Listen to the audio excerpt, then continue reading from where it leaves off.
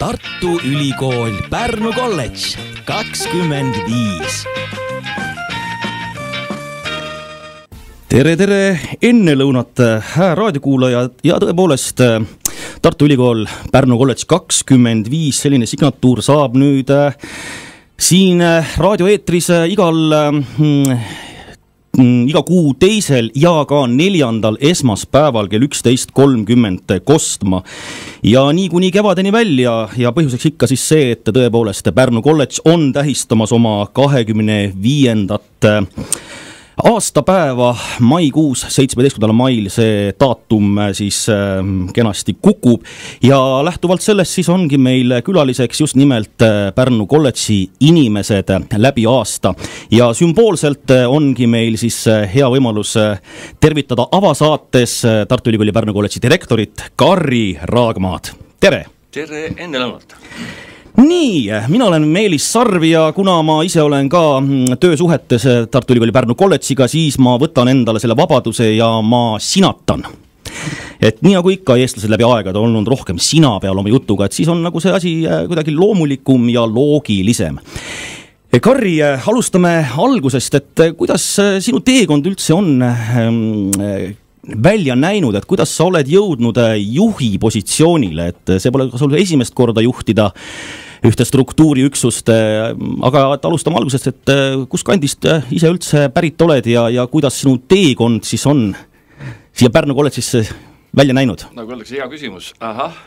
Et tegelikult jah, kui nüüd mõtlema hakkan, siis mul vana-vanaisa oli suur taluperemees, seal Kadrina mail ja siis ema on mul kurikuulus kamandaja kodus, et kõik saavad ta käest ülesandeid siis, jah. Ja eks mul on see siis geneetiline lugu niiviisi ilmselt, et maast madalast juba inimesi kamandama õppinud. Ja võib-olla ka laiskus, et ei viitsi ise teha, seal on teistele teha, et siis on nagu endal lihtsam. No nii, et aga siis sealt ikkagi Põhjaranniku? Jah, Tapa kooli poiss.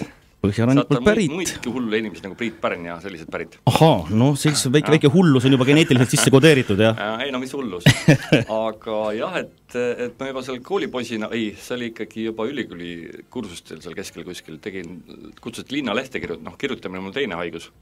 Ja kutsuti linnalehte tegema ja siis mul mingi 6-7 kuud seal kirjutasin, vaatasin, et igavaks läheb üksinda, et siis võtsin jälle oma kamraadid sealt oma kandi noored ja need hakkasid siis edasi tegema, nii et selle mõttes ma olen kogu aeg selline delegeerija ja organiseerija olnud. Nii et Tapalt viis tee sind siis Tartu Ülikooli? Jep.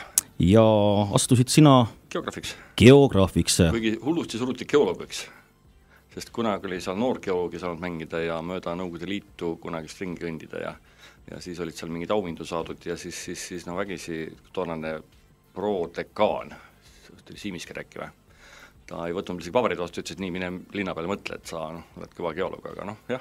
Ei, geoloogidega sõbrad siiamaani ja aitan ka nende võitlustes kaasa aegalt.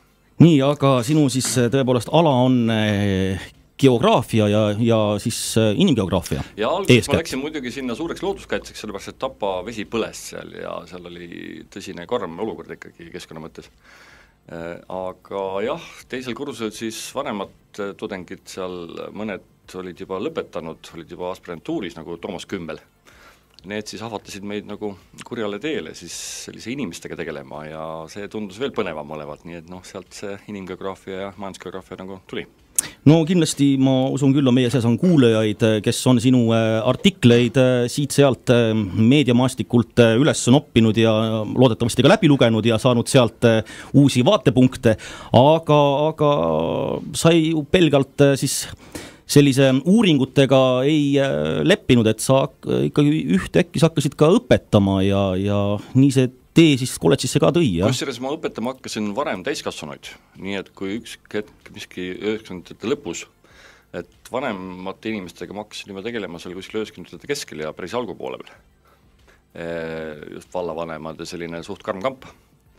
Siiamaani mõned asjad silme ees, kuidas mingid koolidirektorid tuli väänata selle esimene 3 tundi oli tõsine jama, sest see on selline seltskond, et keda ikka ühe ja mingi noor naga tuleb äkki õpetama neid ja mis asja, eks ole, aga siis seal pärastlõunat olime ju suured sõbrad ja tegime asja teise, nii et palju hullu. Et selles mõttes seda mingit õpetaja vaim on mulle küll antud, jah. Et mitte on kamandamine, aga see inimeste veenmine, et isegi mitmed psühhotestid on tehtud, et tuleb välja selline inspireerija ja teist ära rääkija ja selline mingis mõttes müügimees. Aga kuidas müügimehest sai juht? Jah, et seda on siis juhtunud niiviisi, et kui sa, sageli niiviisi, et kui sa saadud mingisse positsiooni, siis eks siin testitakse kohe ära, et kas sa jaksad ja kas sa jõuad ja eks ma olen ka kunagi seal niiviisi ära põlenud mõnes kohas, kus nagu see testi kamandamine hästi ei tulnud veel välja, ei olnud oskusi veel. Et seal on ka teatud käsid oskused, mille peab teadma. Aga siis, kui nagu tuleb välja, siis lükatakse nagu edasi ja kutsutakse. See Pärnu kolledži esimene periood oli ka kutse peale ju, et siin maavalitsuse ja linnavalitsuse mehed niiviisi otsisid inimesi ja siis, kuna mul oli doktor värskelt tehtud, mis on kriteerium, et saada siin pealikuks, siis selle peale ka nagu kutsuti, kuna olin varem siin Pärnu meestega teinud siin arengustrateegiat ja muid huvitavaid tegevusi olnud, siis neile pakuti ja mul on selline sissehüppaja varemalt vähemalt olin, nüüd ma olen juba natuke vanemaks saanud ja mõtlema hakanud, aga siis oli jah, selline sissehüppamisvärk, et teeme järgi, proovime. See esimene periood hõlmas siis ajaperioodi?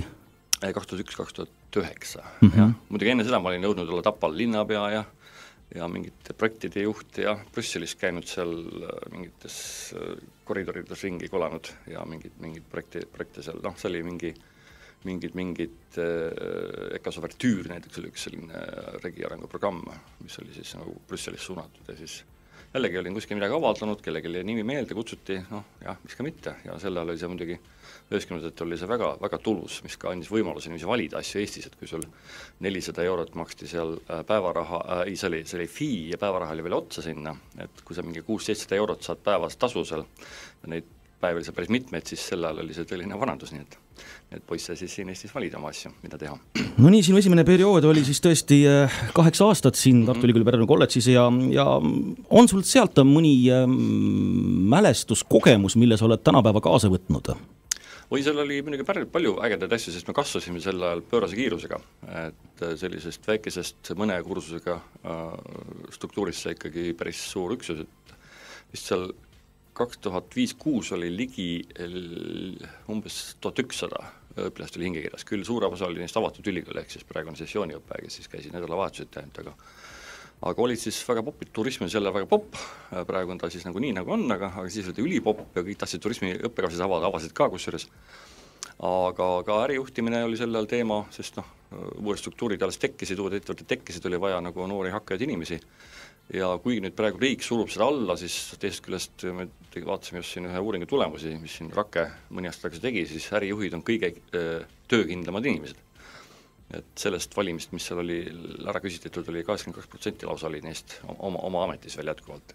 Selles mõttes inimesed teavad, mida tahavad. Ometi kusagilt, ma mäletan veel mõningad aastad tagasi oli just nimelt see ärijuhtimine selline nii laiapõhjaline, et nagu, et ei olegi nagu tööd pakkuda. Et kui sa oled selline, kui sul on ikkagi teatud oskused, millega siis ettevõtetes ja asutustes toimetada, siis ilmselt on ta ikkagi olnud nagu asjakohane täiesti.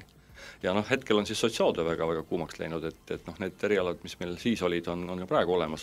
Vahepeal nüüd on küll proovitud teisi ja kolmandaid, aga kõik ei ole nagu jäänud.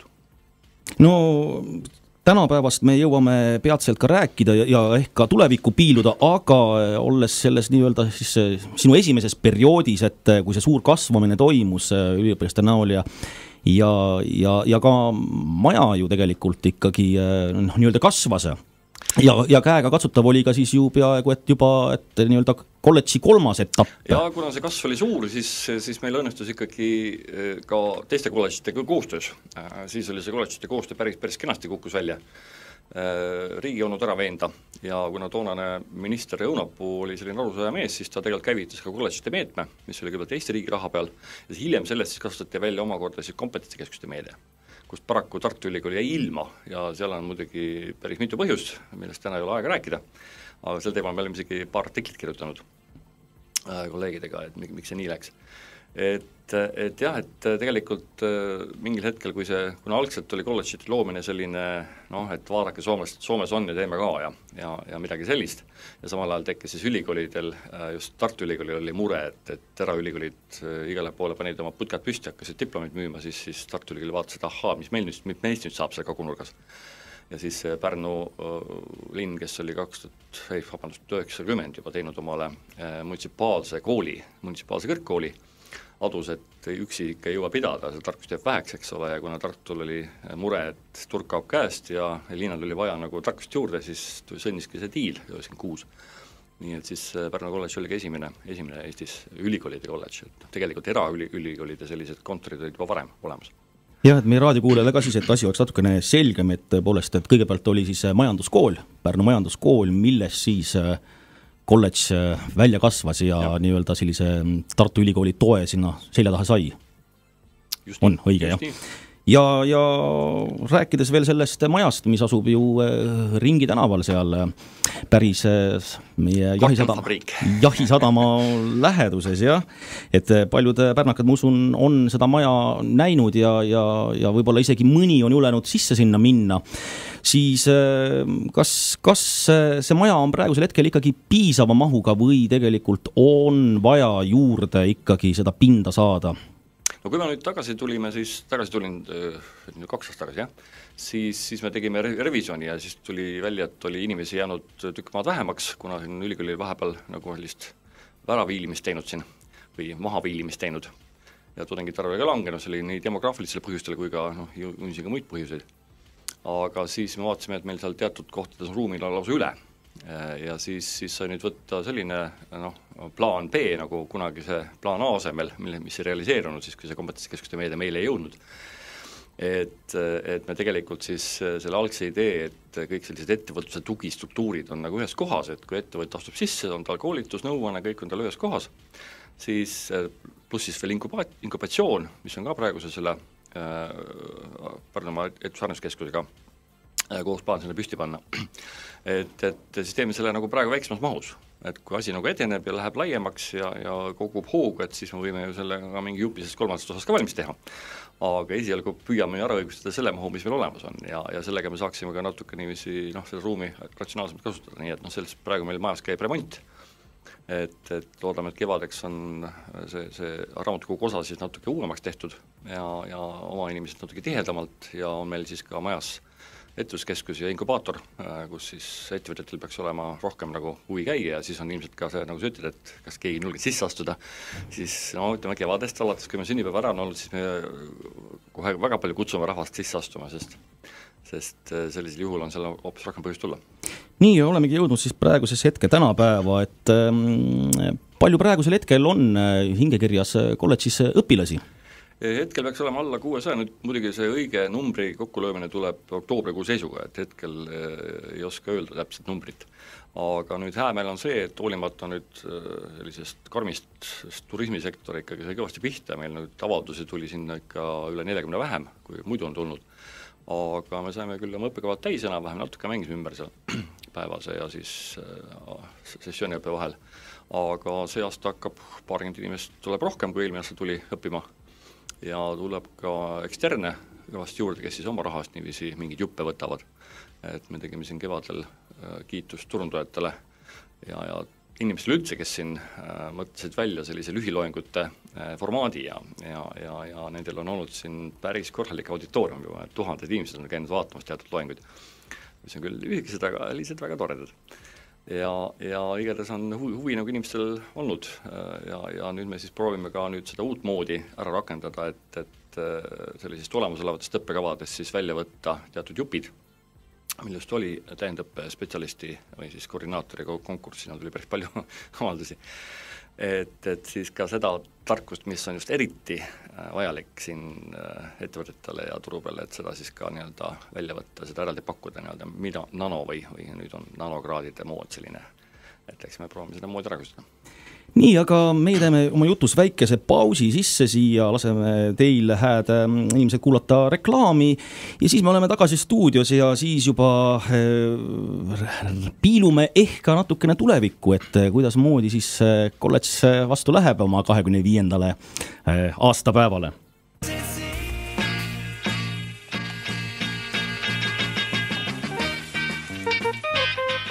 Tartu Ülikool Pärnu kolledž 25. Ja olemegi oma väikeselt hingetõmbepausilt kenasti tagasi. Mina olen Meelis Sarv ja Tartu Ülikooli Pärnu kolledži direktor Karri Raagma on mul siis täna vestluspartneriks. Tulles tagasi nüüd siis sellesse oleviku, sellesse hetkeseisu, mis Pärnu kolledžis on, et praegusel hetkel mitu õppekava on siis meil võimalik õpilastele seal läbida? Siis 5 õppekava. 3 on siis bakalaureuse ehk siis vanamoodi rakenduskõrgharidus, mis on võrdsutud bakalaureusega. Ja aga jätkuvalt meil saab olema suurem selline praktilise õppe osakaal ja et inimesed, kes meilt välja lähevad, saavad suhteliselt kähku tööle, et mitte nagu Tartu Ülikoolis, kus teatud erialadel pool ei saagi nagu tööle teavad midagi muud. Kui eks aju arendamine ka tore asi.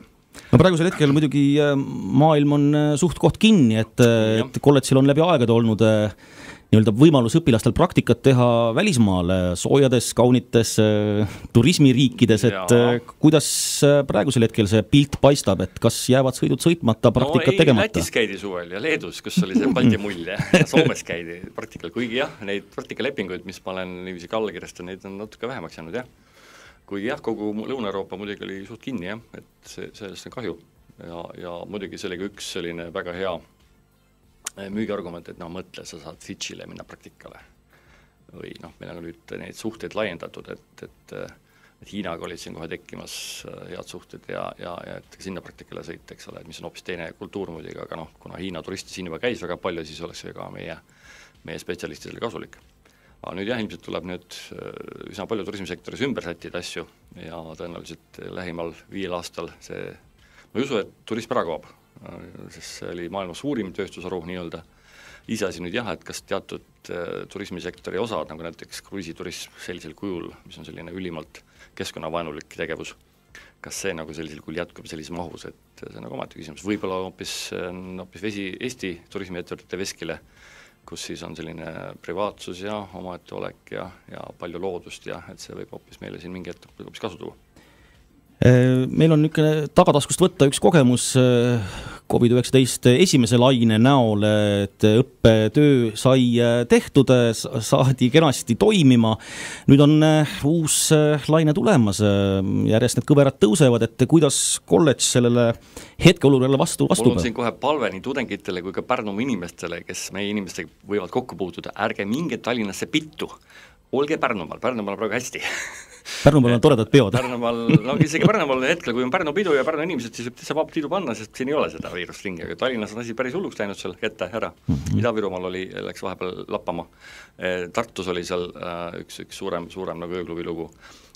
Tegelikult inimesed olge, et kogu Euroopas asi kasvab, kui olete välismaalt tulnud, siis ikkagi täitke reegleid, et ärge ronige välja, kui te ei tea, kas teil on midagi. Mõnikord ongi niiviisi, et sa ei tea, kas sul midagi on, lihtsalt väike nohu ja võt ongi. Ja kuidas siis õppetöö kolledžis praegu korraldatud on? Praegu ta käib meil nii, nagu ta leppisime kokku, kogu ülikoolis on see kogu, me peame ülikooli räägitele alluma, ülikool on väga ettevaatlik, meil oli siin kevadel paljud lõpetajad üsna pahased, et me tegime sellise veebiversiooni, aga sel hetkel see nakutumine läks alla ja oli kõik, tundus nagu liigne ettevaatus, aga nüüd kui vaadata paar kuud hiljem, siis tegelikult mis siis ikka oleks siis niiviisi läinud, et ülikoolis on ju kompetents olemas ja professor Iila Lutsar on ilmselt kõikid inimestel juba väga tuntud ja teatud inimene iga õhtune külaline peaaegu kodus läbi teleka.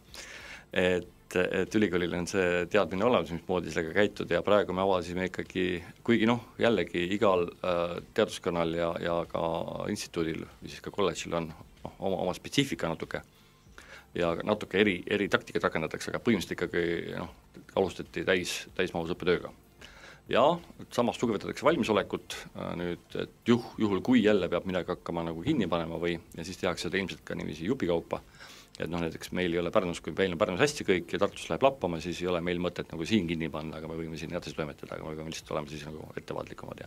Aga samas muidugi käib üsna agar selline ka veebiloengult ettevalmistamine ja õppetöö üldse ümberkorraldamine, sest kevadel sai selgeks, et kui sa auditooriumis suudad publikut hoida niiviisi ärkvel ja huvitatuna niiviisi lausa 90 minutit, siis veebiloengut üle 20 minuti eriti ei pea, siis vaikselt inimesed silmad jäävad seisma, kukuvad tonkst ära seal. Et seda õppetööd tuleb hoopis teistmoodi teha ja tegelikult sellist faktide üleandmist, mida ülikoolis on räägitud kordi ja veel, et seda ei pea tegema loengu vormis, seda võivad tudengid ise õppida, aga pigem on siis sellised, ka meil on eriala disaini eriala, kus siis tegelikult on see protsess, kus inimesed on ühes ruumis ja mõtlevad asju välja, see on nagu sa ei saa seda teha läbi veebi.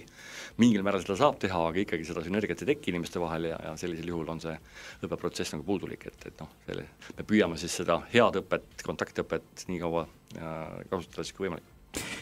Kuna majas on remont koheselt algamas, siis kuidas toimub siis õppetöö ülesehitus, kas käiakse ka linna peal külakorda suuremates saalides, ruumides, et võimaldada ikkagi õpilastele siis kontaktõpet või siis ikkagi tänu selle remondile kolibki kogu õppe virtuaalseks? Ei, vastupidi, et tegelikult meil on nüüd, me tahtsime natuke rohkem seda remonti saada, aga see foajee osa nagu jäi seekord välja, sest raha ei olnud.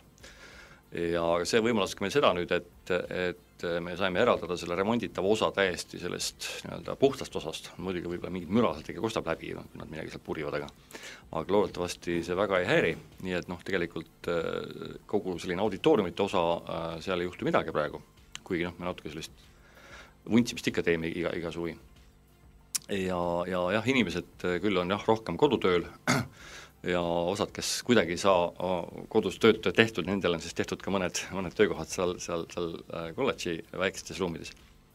Aga ma just vaatasin täna nagu ruumiplaani või eile õhtul, et täitsa on need ruumi seal, ei ole täis bukitud täiesti, nii et aga mis on nüüd et on ülikooli poolt selline üsna selge soovitus, et rohkem hajutada, et me püüame täis panna suuremad auditooriumid. Ja on ka siis plaan, et kui on suured ettevõtlus sellised ained, et me siin vaatame siin linna peal praegu ringi, strandilt küsime näiteks seda suurt saali, et kogu see kamp üle 100 inimesi, kes seal kokku tuleb, et nad pajutada üsna hajutatud sinna laudade ümber ja siis teha ka grupitööd seal, et me püüame siis seal linna natuke sellega, isegi saime ülikoolilt natuke toetust selle ees. No nii, et siis on lootust näha ka rohkem tudengeid linna peal liikumas hordidena, ühest loengust teise. Ei, pigem siis me võtame juba terve päeva, et siis on nagu see korraldatud, et kogu see sessiooniõppe päev on siis sinna sätitud teise kohta, et oleks neil siis nagu ka võib-olla vaheldus ja samas ka see hajutatuse teema, et ikkagi see on nagu Irja Lutsar ütleb pidude haigus, et saab, kus inimesed on väikses ruumis tehtalt koos, kaelekuti koos, et seal ta levib, et kui ta on hea õhustatus ja õhutatus ja palju ruumi inimeste vahel, siis ka võib see viiruse kandjal olla, aga ta ei pruugi seda edasi anda. No kogu see juubeliaasta päädib siis suure sünnipäeva nädalaga, mis maikuus saab toimuma ja millal siis see remont valmis saab, kas pidu saab toimuma uues majas juba või on siiski veel ehitustander pooleli? No kirjade järgi ta on, lepingu järgi on 7 kuud, nii et märtsis peaks olema asi otsas. Sageli muidugi leitakse sealt igasuguseid huvitavaid asju maja seest, mis tuleb, mis seda võib pikendada. Nii et aga me loodame ikka, et maikuuks on nagu asi olemas ja kui veel midagi seal vuntsida jääb, siis vast ei sega, nii et me oleme välja lubanud, et teeme selle peo ikka oma majas. Võib-olla siin veel see formaadi otsimine käib, et kindlasti just vilistastel on see oma maja ikkagi see nostalgia koht, kuhu tulla ja seal inimestega koos suhelda. Aga võib-olla teeme ka linna peal, kui on teada, et tuleb, see formaat on praegu timmimisel. Ja me ei tea ka täpselt, mis siis viiruslik olukord, võib-olla me ei saagi suuri asju teha, et me küll lootsime, et saame aasta edasi lükata, et siis saab toimuma, aga eks paistab. Aga jah, et sellisel juhul, kui ka viiruslik olukord on halb, et siis me saame seda rohkem teha välitingimustes, et kogu see meie amfiteater ja kogu see plats on seal ju kavandatud sinna rakendusse võtta. Aga jah, see nüüd üsna palju praegu ei julge midagi täpselt välja lubada, sest mis valitsus regulatsioonid tulevad ja mis ülikooli regulatsioonid tulevad, et siis me peame nendega nagu ikkagi arvestama. Jah, parafraseerides siis tuntud laulusalmi, ei me ette tea, mis elu meil tuua võib, aga loodame, et kõik läheb kenasti. Loodaks et virtuaalpidu ei pea tegema. Jah, et see oleks nüüd kurb küll, eks ju, et ikkagi kogu maailm kolib ära siis interneti avarustesse ja kontakt inimeste vahel kaob, loodame, et seda kõike ei ole ja Pärnu kolledž tunneb ennast siin Pärnus mõnusalt kenasti ja täisväärtuslikuna. No igatahes. Aga lõpetuseks lootus seoses kolledž 25 juubeliga. Esitan sellise küsimuse igale oma külalisele nüüd. kuni kevadeni välja, et milline on sinu siis ootus, lootus? Et jah, et kui me sügisel pidasime ülikooli 100-aastast sellist olemasolu eestikeelse ülikoolina, et siis ilmeski, et ups, et kolledž on ju terve veerandi sellest ajast ka juba olemas olnud. Et päris pikalt juba tegelikult, kuigi ühe korraliku kooli sisse töötamine ja kujunemine võtab ikkagi kaugelt rohkem aega, nagu see Tartu Ülikooli puhul on olnud, kuigi selle ülikooli ajaloos on üsna suured augud seal sees vahepeal. Aga jah, et see 25 on olnud täitsa tegus ja tegelikult ka see, ma usun ka, et Eesti teiste kolledžite järgmisel nädal on Tehnikaülikooli Virumaa kolledži 20-aastane juubel või selline sünnipäev. Ja selle kohta tuleb ka siis Postimees eraldi lausa selline topeltlehekülg. Nii, aga suured tänud, Karri Raagma, tulemaks ja olemaks minu esimene külaline siin stuudios, ilusat sügist loomulikult, mis kevadet. Nii et elame veel!